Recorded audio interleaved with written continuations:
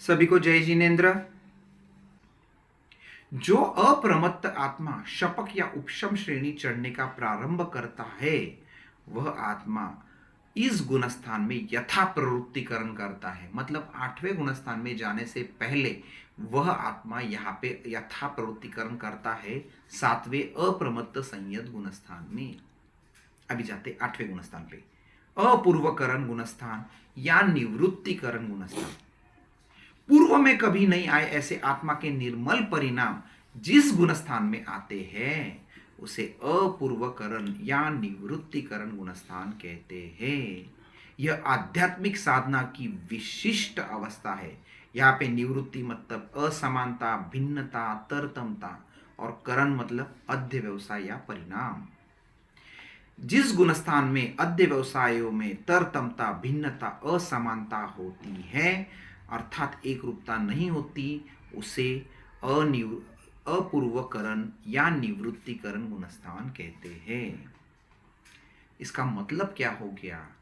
जो 3 जीव है, एक जीव अभी का है, एक जीव पहले का है, एक जीव बाद में आएगा, उनके इस गुणस्थान में आने के बाद पहले समय में जो परिणाम होंगे उसमें भिन्नता होगी। या यहाँ पे 3 जीव बैठे हैं, तीनों निवृत्तिकरण अपूर्वकरण में जा रहे हैं, तो तीनों के स्पेसिफिक समय में, पहले पहले समय में या दूसरे दूसरे समय में जो परिणाम होंगे उसमें भिन्नता होगी।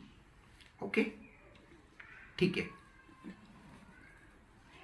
दूसरा एक अर्थ होता है, जिस गुणस्थान में अप्रमत्त आत्मा की अनंतानुबंधी, अप्रत्याख्यानी और प्रत्याख्यानावरण इन 12 की 12 कषायों की बादर रूप से निवृत्ति हो जाती है उसे निवृत्ति बादर गुणस्थान कहते हैं। भावों की विशुद्धि के कारण इस गुणस्थान से आत्मा गुण श्रेणी चढ़ना प्रारंभ करता है। श्रेणी 2 प्रकार की है, उपशम श्रेणी और शपक श्रेणी। मोह को उपशांत करके आगे जो चढ़ता है वह उपशम श्रेणी, और मोह को खत्म करके जो चढ़ता है वह शपक श्रेणी। ठीक है। उपशम श्रेणी वाले चढ़ने वाला जीव 8, 9, 10, 11 गुणस्थान, और शपक श्रेणी से चढ़ने वाला जीव 8, 9, 10 और 12 गुणस्थान और उससे आगे। इस गुणस्थान में भी जीव ग्रंथि भेद की क्रिया करता है। वह आत्मा स्थिति घात, रस घात, गुण श्रेणी, गुण संक्रमण और अपूर्व स्थिति बंध, ये 5 कार्य करता है। पहले 4 कार्य देखे थे, यहाँ पे गुण संक्रमण यह एक कार्य और बढ़ गया।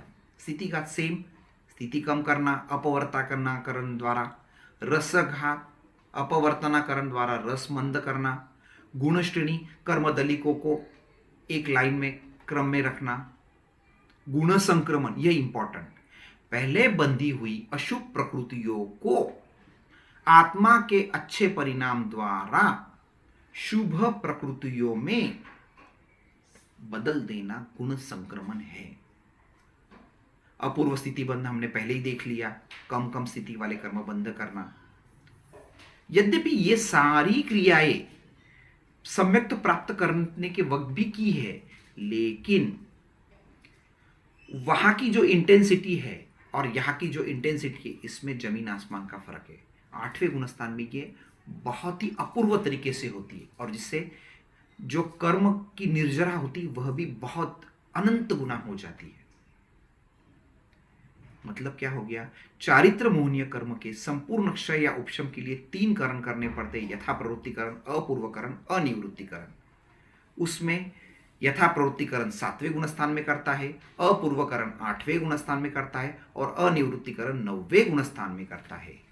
इस गुणस्थान का काल उपशम श्रेणी की अपेक्षा से जघन्य, एक समय उत्कृष्ट अंतर मुहूर्त। अभी यहां से आगे आता है अपना 9वां गुणस्थान, अनिवृत्तिकरण या निवृत्ति बादर गुणस्थान। अनिवृत्ति बादर गुणस्थान, अनिवृत्ति का अर्थ है अभेद, समानता। मतलब इस गुणस्थान में सभी जीवों के सिमिलर टाइम में, सेम टाइम में परिणाम एक समान रहेंगे, अध्यवसाय एक समान रहेंगे। इस गुणस्थान में जीव प्रत्याख्यानी चौक, अप्रत्याख्यानी चौक, हास्य, षटक, नौकशाय, संज्वलन क्रोध, मान, माया इन 20 प्रकृतियों का उपशम या क्षय करता है। इस गुणस्थान का दूसरा नाम अनिवृत्ति बादर गुणस्थान है। इस गुणस्थान का जघन्य समय एक समय, उत्कृष्ट अंतर मुहूर्त। 10वां गुणस्थान सूक्ष्म संप्राय गुणस्थान। जिस गुणस्थान में संज्वलन लोभ कषाय का सूक्ष्म रूप से उदय रहता है उसे सूक्ष्म संप्राय गुणस्थान कहते हैं। मोहनीय कर्म की टोटल 28 प्रकृतियों में से 7 प्रकृतियों का क्षय चौथे गुणस्थान में, 20 प्रकृतियों का 9वें गुणस्थान में और क्षय और केवल सूक्ष्म रूप से जो संज्वलन लोभ है उसका क्षय उसका इस अगले गुणस्थान में क्षय या उपशम होता है।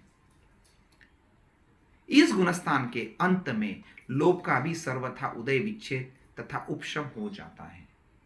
11वां गुणस्थान उपशांत मोहनीय गुणस्थान। जिस गुणस्थान में मोहनीय कर्म की सभी प्रकृतियों का उपशम रहता है उसे उपशांत मोहनीय गुणस्थान कहते हैं।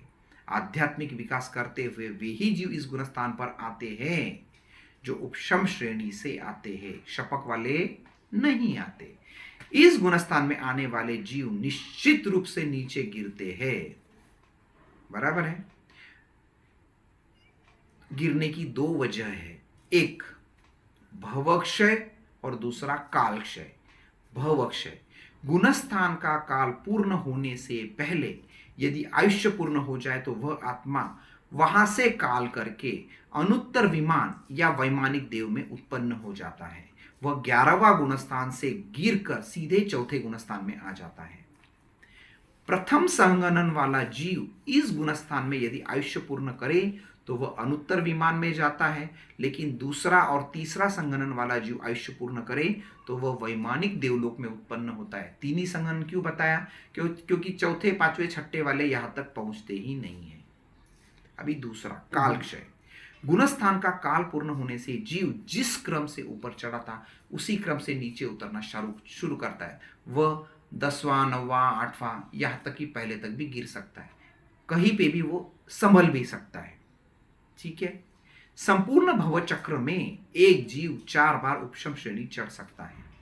कर्म ग्रंथ के अनुसार एक जीव एक भव में एक बार उपशम श्रेणी चढ़ा, उसी भव में वह शपक श्रेणी भी चढ़ सकता है, किंतु 2 बार उपशम श्रेणी चढ़ने वाला जीव उसी भव में शपक श्रेणी नहीं चढ़ सकता। लेकिन सिद्धांत कहता है कि जीव एक भव में एक बार उपशम श्रेणी चढ़ गया तो उसके बाद वह उपशम श्रेणी या शपक श्रेणी कोई भी श्रेणी नहीं चढ़ सकता। 12वां गुणस्थान क्षीण मोहनीय गुणस्थान। शपक श्रेणी में चढ़ने वाला जीव ही इस गुणस्थान में आता है। कहां से आता है? 10वें गुणस्थान से सीधा 12वें में आता है। यहां आकर वीतरागता एवं यथाख्यात चारित्र को प्राप्त करता है। मोहनीय कर्म का सर्वथा क्षय हो जाने से इस गुणस्थान की प्राप्ति होती है।